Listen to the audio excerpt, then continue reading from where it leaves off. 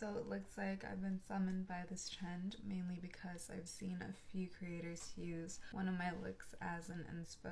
When I posted last year, people were calling it Bayonetta inspired, but really I just thought it was sexy. So I like to start off by tightlining, and I'm just going to be setting the liner. I'll be taking a little bit of this primer just to make sure things don't move around. Next, I'm going to be putting this lighter shade, and I'm going to be keeping the look very cool toned and gradually get darker, and then we blend. After that, I'm going to be using this white pencil towards the inner corner and the brow bone, and just set it with a light powder to define my Edgar's eye. I curl my lashes, and of course some mascara.